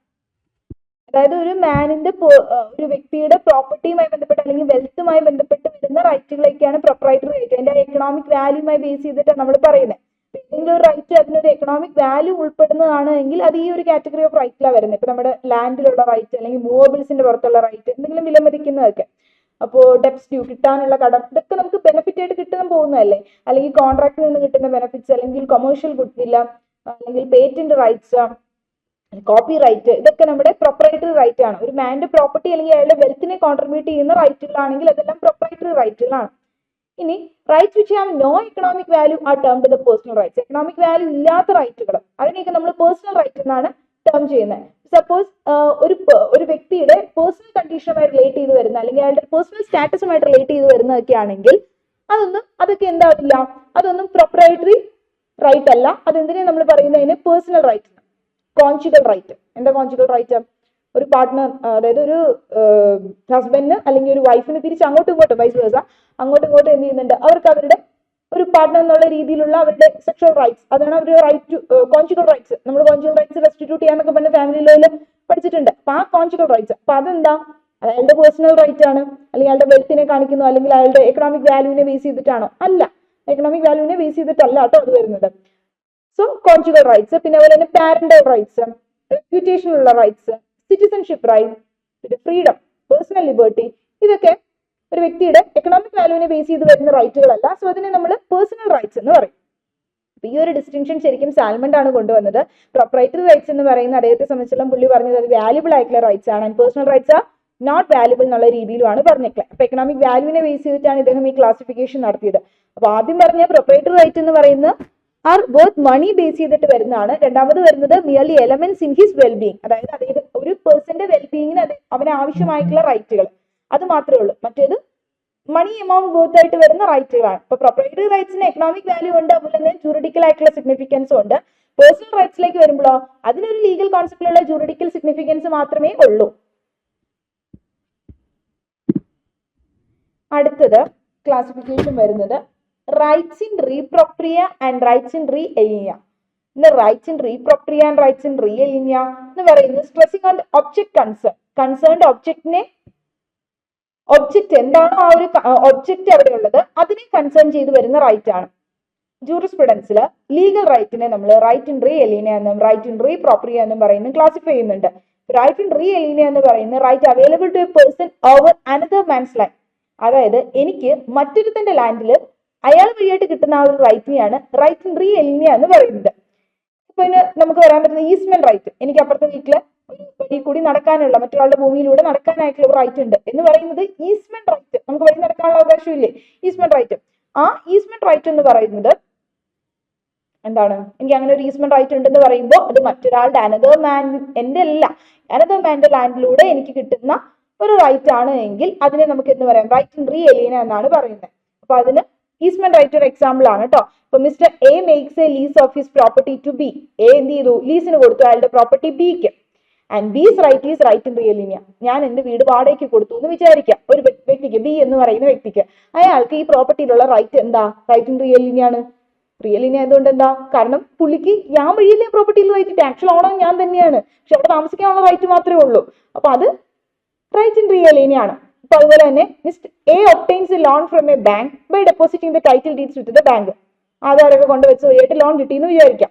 ബാങ്കിന്റെ റൈറ്റ് എന്താ, bank's right is right in re aliena. ബാങ്കിന് എന്തിനുള്ള right ഈ പറയണേ, ആ ഡോക്യുമെന്റിൽ പുറത്തുള്ള റൈറ്റ്. അതായത് ബാങ്കിന് ആ ഇയാൾ കൊണ്ടുവച്ച അല്ലെങ്കിൽ ഞാൻ കൊണ്ടുവയ്ക്കുന്ന ഡോക്യുമെന്റിന് പുറത്തുള്ള റൈറ്റ് എന്ന് പറയുന്നത് റൈറ്റ് ഇൻ റീ എലിനിയ ആണ്. അതായത് ഞാൻ വഴി കിട്ടുന്നതാണ്, ഞാൻ പൈസ തന്നില്ലെങ്കിലാണല്ലോ ആധാരം അല്ലെങ്കിൽ അത് എടുക്കാനായിട്ട് പറ്റുള്ളൂ. അപ്പൊ അത് ത്രൂ ഞാൻ വഴി കിട്ടുന്നതാണ് അതർ പേഴ്സന്റെ പ്രോപ്പർട്ടിയിൽ. അപ്പൊ എന്റെ ആധാരം അല്ലെങ്കിൽ എന്റെ ഡോക്യുമെന്റിന് പുറത്തുള്ള റൈറ്റ് ബാങ്കിന് വന്നത് ത്രൂ ഞാൻ വഴിയാണ്, മറ്റൊരാൾ വഴി കിട്ടുന്നതാണ്. റൈറ്റ് ഇൻ റീ എലിനെയാണ്. സെർവിറ്റ്യൂഡ് ഒക്കെ അതിന് എക്സാമ്പിൾ ആണ്. നമ്മൾ ഈസ്റ്റ്മെന്റ് ആക്ടിന്റെ അണ്ടറിൽ സെർവിറ്റ്യൂഡ് കാര്യങ്ങളൊക്കെ പഠിക്കുന്നുണ്ട്. റോമൻ ലോയില് ഈസ്റ്റ്മെന്റ് എന്ന് പറയുന്നത് സെർവിറ്റ്യൂഡ് എന്നുള്ള രീതിയിലാണ് നമ്മൾ അറിയപ്പെടുന്നത്. And A is the owner of the land and Mr. B has a right of way over that land. And B's right is called a right in re alinea എന്ന് പറയും. സെർവിറ്റ്യൂഡ് എന്ന് പറഞ്ഞാലും അതേ കോൺസെപ്റ്റ് ആണെന്ന് പറയാനാണ് പറഞ്ഞത്. പിന്നെ റൈറ്റ് ഇൻ റീ പ്രൊപ്രിയ, ഇത്രയും നേരം പറഞ്ഞ റൈറ്റ് ഇൻ റീ എലിനെയാണ്. മറ്റൊരാളുടെ ലാൻഡിൽ വേറെ, അതായത് അയാൾ വഴിയായിട്ട് കിട്ടുന്ന, അനദർ മാൻ്റെ ലാൻഡിൽ നമുക്ക് അയാൾ വഴിയായിട്ട് കിട്ടുന്ന ആ ഒരു റൈറ്റ്, അതിനെയാണ് റൈറ്റ് ഇൻ റീ എലിനിയ എന്ന് പറഞ്ഞത്. In right in re propria എന്താ? റീ പ്രൊപ്രിയ എന്ന് പറഞ്ഞാൽ means an exclusive right available to a person over a property. അതായത് ഒരു പ്രോപ്പർട്ടിയുടെ പുറത്ത് ഒരു പേഴ്സണ് എക്സ്ക്ലൂസീവ്ലി കിട്ടുന്ന ഒരു റൈറ്റിനെയാണ് റൈറ്റ് ഇൻ റീ പ്രൊപ്രിയ എന്ന് പറയുന്നത്. അതായത് മിസ്റ്റർ എ എന്ന് പറയുന്ന is an owner of a rubber എസ്റ്റേറ്റിന്റെ ഓണർ ആണ്. അയാൾക്ക് ആ പ്രോപ്പർട്ടി, അയാൾക്ക് അതിന്റെ ഓണർഷിപ്പ് ഉണ്ട്, പുള്ളിയാണ് അതിന്റെ ഓണർ എന്ന് പറയുമ്പോൾ എന്താ, പുള്ളിക്ക് വേറെ ആൾ വഴിയൊന്നും കിട്ടിയതല്ല, എക്സാക്ട്ലി പുള്ളിയുടെ പ്രോപ്പർട്ടി, അതുവഴി പുള്ളിക്ക് ആ പ്രോപ്പർട്ടി കിട്ടിയിട്ടുള്ള റൈറ്റ്, അത് റൈറ്റ് ഇൻ റീ പ്രൊപ്രിയ ആണ്. ത്രൂ അനദർ വഴി കിട്ടുന്നതാണ് റീ എലിനിയ എന്ന് പറയുന്നത്. എലിനേറ്റ് ചെയ്ത് കിട്ടുന്നതെന്ന് ഓർത്താൽ മതി. എലിനേറ്റ് ചെയ്യുന്ന എന്താ, ട്രാൻസ്ഫർ ചെയ്ത് കിട്ടുന്നത്. സോ അപ്പൊ അങ്ങനെ എലിനേറ്റ് ചെയ്ത് കിട്ടുന്നതാണ് റൈറ്റ് ഇൻ റീ എലിനിയ എന്നുള്ള രീതിയിൽ ഓർക്കാം കേട്ടോ. അങ്ങനെയും ഓർത്തിരിക്കാൻ പറ്റുന്നതാണ്. അപ്പൊ റൈറ്റ് ഇൻ റീ എലിനിയ എന്ന് പറഞ്ഞു കഴിഞ്ഞാൽ ഈസ് കോൾഡ്, നമുക്കൊരു എൻക്യുംപറൻസ് എന്ന് വേണമെങ്കിൽ പറയാം, എൻക്യുംപറൻസ് എന്നുള്ള രീതിയിൽ. അതായത് ഇറ്റ്സ് റൈറ്റ് ഓവർ അതർ പ്രോപ്പർട്ടിയുടെ പുറത്തുള്ള ഒരു റൈറ്റ് അല്ലേ. അതായത് ഇപ്പൊ ലീസ് കിട്ടുമ്പോൾ ഉള്ള റൈറ്റ് ആകാം, സെർവിറ്റ്യൂഡ് അതിൽ വരുന്ന സെക്യൂരിറ്റി അല്ലെങ്കിൽ ട്രസ്റ്റ്, ഇത്തരത്തിലുള്ള റൈറ്റുകളൊക്കെ നമുക്ക് റീ പ്രൊപ്രിയയിൽ പറയാൻ പറ്റുന്നതാണ്. ഇപ്പൊ റീ പ്രൊപ്രിയ എന്ന് പറയുന്ന right over the property, other പ്രോപ്പർട്ടിയാണ്. സോറി, റീ എലിനിയ എന്ന് പറയുന്ന റൈറ്റ് ഓവർ അനദർ പ്രോപ്പർട്ടിയാണ്. ദെൻ ഇതെന്ന് പറയുമ്പോൾ റൈറ്റ് ഇൻ റീ പ്രൊപ്രിയ എന്ന് പറയുമ്പോൾ right over the property, another property അല്ല, ഒരു പ്രോപ്പർട്ടിയുടെ പുറത്തുള്ള ആക്ച്വൽ റൈറ്റ്.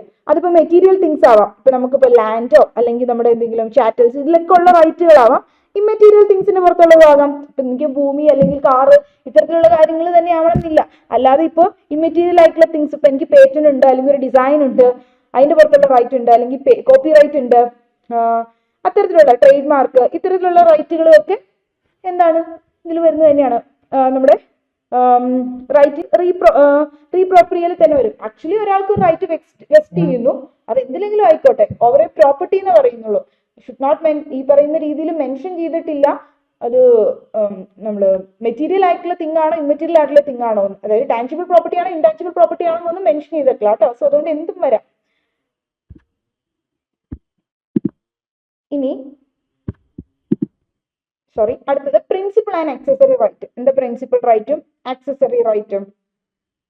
എന്താ principal right and accessory right? Principal right എന്ന് പറയുന്നത് ആക്സസറി റൈറ്റ് എന്നുള്ള ഈ ഒരു കോൺസെപ്റ്റ് നമ്മൾ stressing on the relation to other rights, other റൈറ്റ്സുമായി ബന്ധപ്പെടുത്തി റിലേറ്റ് ചെയ്തിട്ട് നമ്മൾ പറയുന്ന റൈറ്റുകളാണ് പ്രിൻസിപ്പൽ റൈറ്റും ആക്സസറി റൈറ്റും. അതായത് പ്രിൻസിപ്പൽ റൈറ്റ് എന്ന് പറയുന്നത് is the main right available to a person. ഒരു റൈറ്റ് ഒരു പേഴ്സണ് കിട്ടുന്ന മെയിൻ ആയിട്ട് കിട്ടുന്ന ഒരു റൈറ്റ് ആണ് പ്രിൻസിപ്പൽ റൈറ്റ് എന്ന് പറയുന്നത്. ഇപ്പൊ ആക്സസറി റൈറ്റ് എന്ന് പറഞ്ഞാൽ means right closely connected with principal right. Principal റൈറ്റുമായിട്ട് ക്ലോസ്ലി കണക്ട് ചെയ്ത് കിട്ടുന്ന റൈറ്റിനെയാണ് നമ്മൾ ആക്സസറി റൈറ്റ് എന്ന് പറയുന്നത്. സോ പ്രിൻസിപ്പൽ റൈറ്റ് എന്ന് പറയുന്നത് എക്സിസ്റ്റ് ചെയ്യുന്നത് ഇൻഡിപെൻഡന്റ് ഓഫ് അതർ റൈറ്റ്സ്. മറ്റ് റൈറ്റ്സിനെ വെച്ച് നോക്കുമ്പോൾ പ്രിൻസിപ്പൽ റൈറ്റ് എന്ന് പറയുന്നത് ഇൻഡിപെൻഡന്റ് ആയിട്ടായിരിക്കും എക്സിസ്റ്റ് ചെയ്യുന്നത്. വൈൽ ആക്സസറി റൈറ്റ്സ് എന്ന് പറയുമ്പോഴോ appurtenant or supplementary to the principal റൈറ്റ്സിന് സപ്ലിമെന്ററി ആയിട്ട് അല്ലെങ്കിൽ അതിനനുപാതികമായിട്ടുള്ള രീതിയിൽ കിട്ടുന്നതായിരിക്കാം.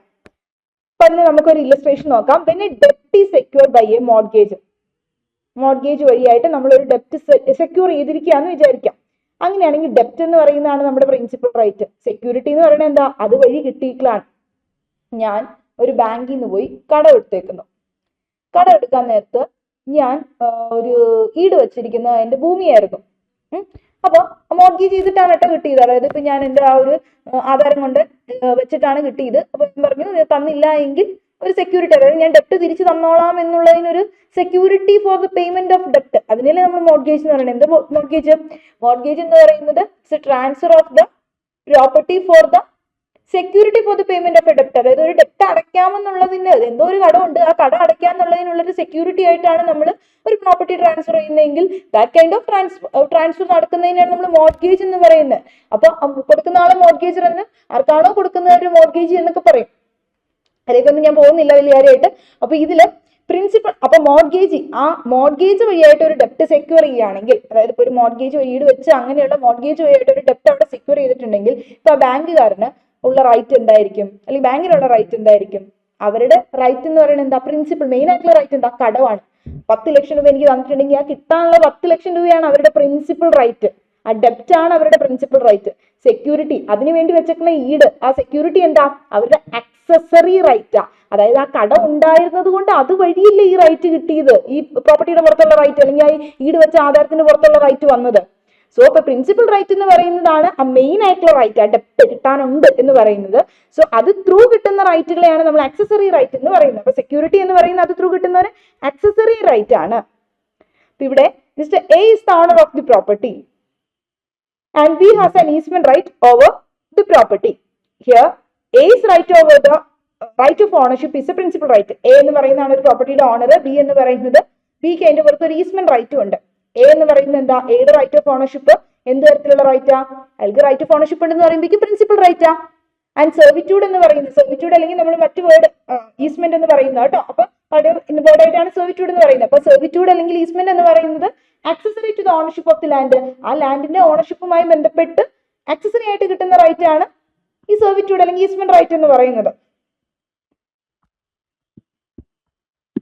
അതായത് ഇപ്പൊ ഒരു പ്രോപ്പർട്ടി നമ്മളിപ്പോ എന്തെങ്കിലും റെന്റിന് കൊടുത്തു മറ്റൊരാൾക്ക് എന്ന് വിചാരിക്കാം. ഇപ്പൊ property is rent to another as the owner of the property എന്നുള്ള രീതിയിൽ കൊടുത്തു. അപ്പൊ ഓണറിന് കിട്ടുന്ന റൈറ്റ് പ്രിൻസിപ്പൽ റൈറ്റ് ആയിരിക്കും. അപ്പൊ ആ ഒരു സോൾ ഓണർഷിപ്പ് റൈറ്റ്, അതാണല്ലോ പ്രിൻസിപ്പൽ റൈറ്റ്. ഇനി ആ പ്രിൻസിപ്പൽ റൈറ്റിൽ വെക്കുന്ന റിസ്ട്രിക്ഷൻ, അതിനെയാണ് നമ്മൾ ആക്സസറി റൈറ്റ് എന്നുള്ള രീതിയിൽ പറയുന്നത്. Right may be affected either adversely or beneficial by the existence of the other rights ആണ്.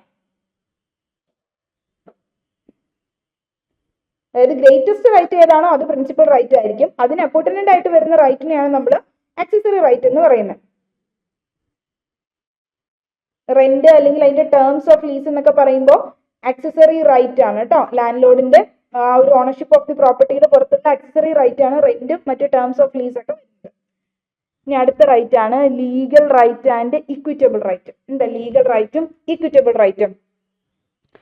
So the distinction between the legal right and equitable right, legal right equitable right എന്നുള്ള ഒരു distinction that originate from the distinction between law and equity.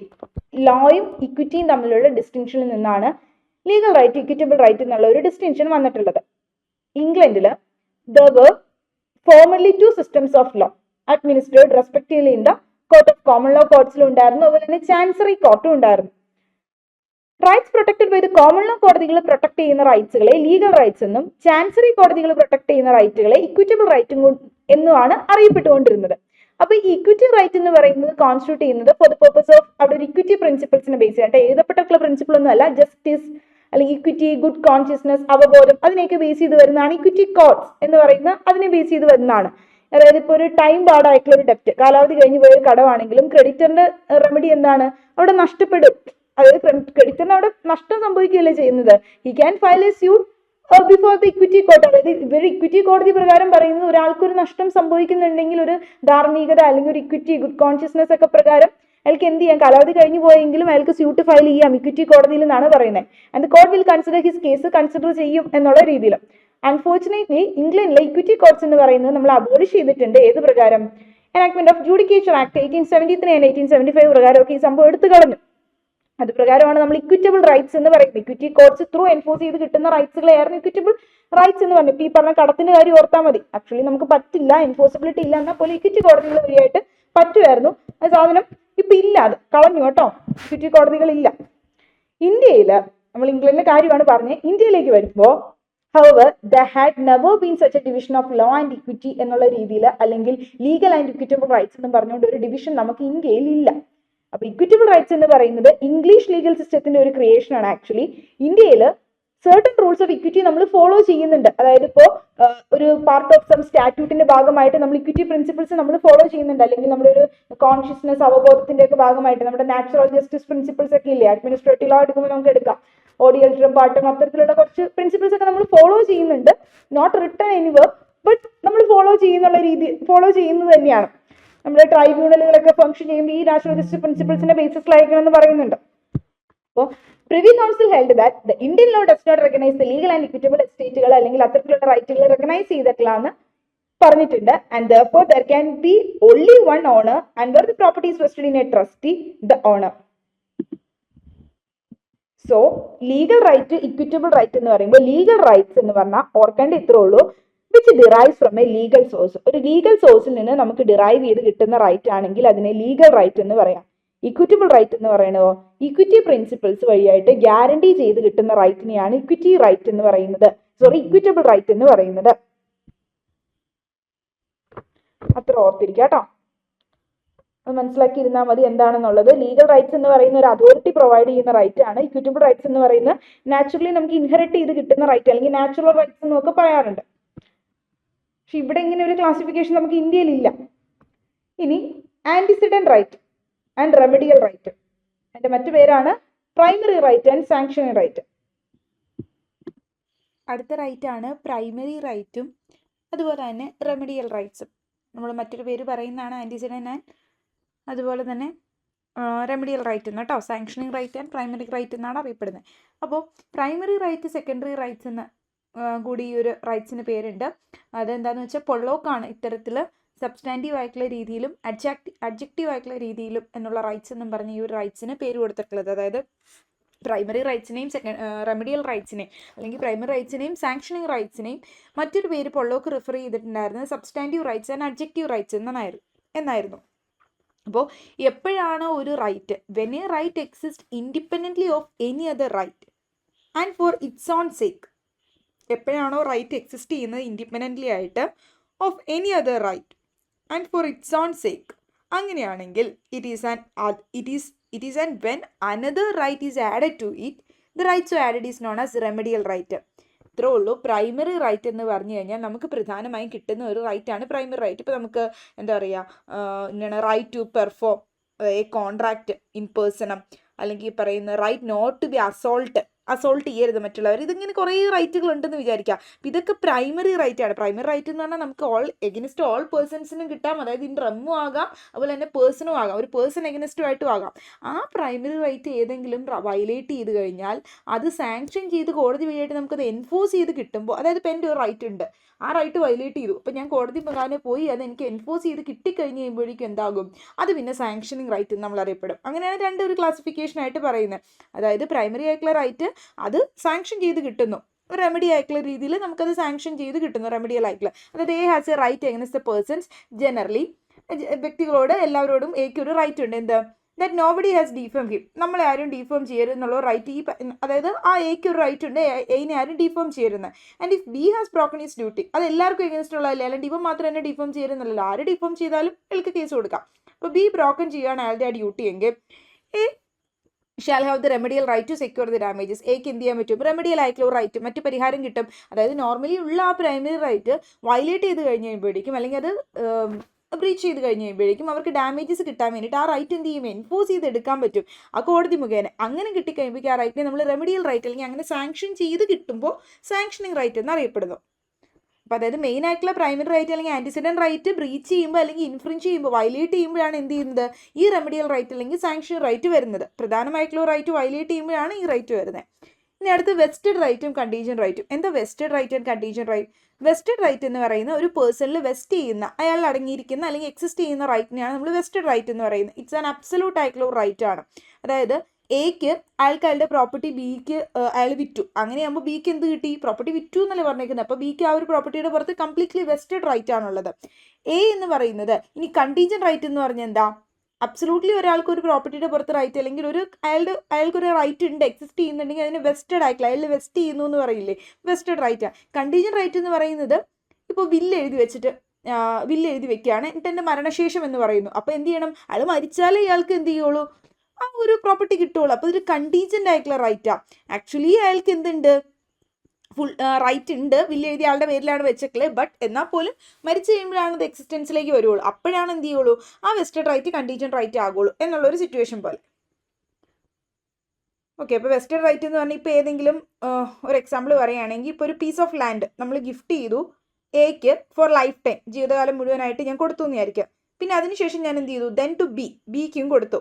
എന്നിട്ട് ഞാൻ ബിയോട് പറഞ്ഞ എന്താണെന്ന് വെച്ചാൽ, if B survive A, അതായത് A മരിക്കണതിന് മുമ്പ് എ മരിച്ചിട്ടും ബി നിലനിൽക്കുകയാണെങ്കിൽ, ഓക്കെ, എ മരിച്ചു കഴിഞ്ഞിട്ടും ബി അവിടെ ജീവനോടെ ഉണ്ട് എങ്കിൽ ബിക്ക് എന്ത് കിട്ടും? ആ ലാൻഡ് ഗിഫ്റ്റായി പോകുമെന്ന് പറയുന്നു. അപ്പം അങ്ങനെയാണെങ്കിൽ എയിലുള്ള റൈറ്റ് എന്താ? എക്കാണ് ഇപ്പോൾ പ്രോപ്പർട്ടി കൊടുത്തേക്കുള്ളത്. സോ അപ്പോൾ എയിലുള്ള റൈറ്റ് വെസ്റ്റഡ് ആയിട്ടുള്ള റൈറ്റ് അല്ലെങ്കിൽ വെസ്റ്റഡ് ആയിട്ടുള്ള ഇൻട്രസ്റ്റ് ആണ് ഉള്ളത്. ഇപ്പോൾ ബിക്കുള്ളതോ കണ്ടീജന്റ് ഇൻട്രസ്റ്റ് അല്ലെങ്കിൽ കണ്ടീജന്റ് റൈറ്റ്. അതെങ്ങനെയാ? എന്തോ ഒരു ഇവന്റ് നടക്കണ്ടേ? അതിൻ്റെ അർത്ഥം എന്താ? എ മരിക്കുമ്പോഴും ബി അവിടെ ജീവനോടെ ഉണ്ടാവണം, എന്നാൽ മാത്രമേ കിട്ടുള്ളൂ. അങ്ങനെ കണ്ടീഷൻ വെച്ചേക്കുന്നത്. അപ്പോൾ കണ്ടീജന്റ് റൈറ്റിൻ്റെ അകത്ത് എപ്പോഴും ഒരു കണ്ടീഷനെ ബേസ് ചെയ്തിട്ട് അല്ലെങ്കിൽ on the happening or non happening of N event, ഒരു ഇവന്റ് നടക്കുകയോ നടക്കാതിരിക്കുകയോ ചെയ്യുമ്പോഴാണത് സംഭവിക്കുകയുള്ളൂ കണ്ടീജന്റ് റൈറ്റ് എന്ന് പറയുന്നത്. ഇഫ് ബി സർവൈവ് ചെയ്യണം എയിനെ, എന്നാൽ മാത്രമേ എന്ത് ചെയ്യുള്ളൂ കണ്ടീജന്റ് റൈറ്റ് വെസ്റ്റഡ് ആയിട്ട് മാറുകയുള്ളൂ ബിയുടെ കയ്യിൽ. ആ ഒരു എക്സാമ്പിൾ തന്നെയാണ് കേട്ടോ കൊടുത്തേക്കുന്നത്. Mister A gave some advance for a rubber estate. Her S right is a contingent right. When the right holder dies, his legal heir can claim the property, but on the death of the contingent right holder, the title will never pass. A vested right is transferable, whereas a contingent right is not transferable. Vested right എന്ന് പറയുമ്പോൾ ഇപ്പോൾ എനിക്ക് ഒരാൾ property എഴുതി തന്നു, ഇത് എൻ്റെ പേരിലാണ് പ്രോപ്പർട്ടി, സോ എനിക്ക് ഇതിന് ട്രാൻസ്ഫർ ചെയ്യണമെങ്കിൽ ചെയ്യാം. അപ്പോൾ വെസ്റ്റഡ് റൈറ്റ് ട്രാൻസ്ഫറബിൾ ആ, ബട്ട് കണ്ടീജന്റ് റൈറ്റ് ട്രാൻസ്ഫറബിൾ ആണോ? അല്ല. അതായത് ഇപ്പോൾ എനിക്കൊരാൾ പ്രോപ്പർട്ടി തന്നു, പക്ഷേ അതിങ്ങനെ ഒരു കണ്ടീഷൻ്റെ ബേസിലാണ്, കാര്യം നടന്നാലേ ഇത് എൻ്റെ കയ്യിലേക്ക് ആവുകയുള്ളൂ. അപ്പോൾ കണ്ടീഷൻ ഫുൾഫിൽ ആയി കഴിയുമ്പോൾ പിന്നെ അതെന്തായി? വെസ്റ്റഡ് റൈറ്റ് ആയി. വെസ്റ്റഡ് റൈറ്റ് ആയി കഴിഞ്ഞാൽ ട്രാൻസ്ഫറബിൾ ആ, അതർവൈസ് അത് എന്നിൽ വെസ്റ്റഡ് ആകുന്നത് വരെയും അത് കണ്ടീജന്റ് റൈറ്റ് ആ. So contingent right is not transferable ആണ്. ഇനി അടുത്ത റൈറ്റ് ആണ് പബ്ലിക് റൈറ്റും പ്രൈവറ്റ് റൈറ്റും. അടുത്ത ക്ലാസിഫിക്കേഷൻ ആണ് public right and private right. എന്ത് public right, private right? Public right എന്ന് പറയുന്നത് സ്റ്റേറ്റിൽ വെസ്റ്റ് ചെയ്യുന്ന റൈറ്റ്സിനെയാണ് നമ്മൾ ജനറലി പബ്ലിക് റൈറ്റ് എന്ന് വിളിക്കാറ്. അതായത് സ്റ്റേറ്റ് ആയിരിക്കും ആ ഒരു ഹോൾ കമ്മ്യൂണിറ്റിയെ റെപ്രസെൻറ്റ് ചെയ്ത് അല്ലെങ്കിൽ പബ്ലിക്കിനെ റെപ്രസെൻറ്റ് ചെയ്ത് ആ ഒരു റൈറ്റ് ഹോൾഡ് ചെയ്യുന്നത്. ഇപ്പോൾ rights vested in the state are generally termed as public rights because state hold them as the representative of the community or the public. അതായത് നമുക്കൊരു പറയുകയാണെങ്കിൽ പബ്ലിക് റൈറ്റ് എന്ന് പറയുന്നത് to denote a right which concerns ഗവൺമെൻറ്റുമായി ബന്ധപ്പെട്ട ഒരു right അല്ലെങ്കിൽ ആ ഒരു നമ്മുടെ കൺട്രിയുടെ അഡ്മിനിസ്ട്രേഷൻ ഭരണ സംവിധാനവുമായി ബന്ധപ്പെട്ട ഒരു റൈറ്റ് ആണ്. ഇപ്പോൾ റൈറ്റ് ടു വോട്ട് എന്ന് പറയുന്ന ഒരു പബ്ലിക് റൈറ്റ് ആണ്. എഗെയിൻസ്റ്റ് ഓൾ പേഴ്സൺസ് ഉള്ള നമ്മുടെ റൈറ്റ് ആണ്, എല്ലാവർക്കും ഉള്ള റൈറ്റ് ആണ്. പ്രൈവറ്റ് റൈറ്റ് എന്ന് പറഞ്ഞാലോ, എനിക്കൊരു പ്രോപ്പർട്ടി ഉണ്ട്, അതെന്താ, അല്ലെങ്കിൽ എനിക്കൊരു വീടിന് പുറത്ത് ഓണറാണ്, ഞാൻ വീടിൻ്റെ ഓണറാണ് അല്ലെങ്കിൽ കാറിൻ്റെ ഓണറാണെന്ന് പറയുമ്പോൾ ഇത് പ്രൈവറ്റ് റൈറ്റ് എൻ്റെ മാത്രമാണ്. പ്രൈവറ്റ് റൈറ്റ്സ് പറഞ്ഞാൽ റൈറ്റ് ബിലോങ്ങിങ് ടു എൻ ഇൻഡിവിജ്വൽസിനാണ്. A right which is exist for one's own benefit, ഒരാളുടെ ബെനിഫിറ്റിന് വേണ്ടി മാത്രം എക്സിസ്റ്റ് ചെയ്യുന്നതാണ്. Then it would be a private ആയിട്ടുള്ള റൈറ്റ് ആയിരിക്കും. ഈസിയാണ്, അതറിയാം. ഇനി അതായത് ഓണർഷിപ്പ് ഓഫ് എ ഹൗസ് എന്നൊക്കെ പറയുന്ന ഒരു പ്രൈവറ്റ് റൈറ്റ് ആണ്.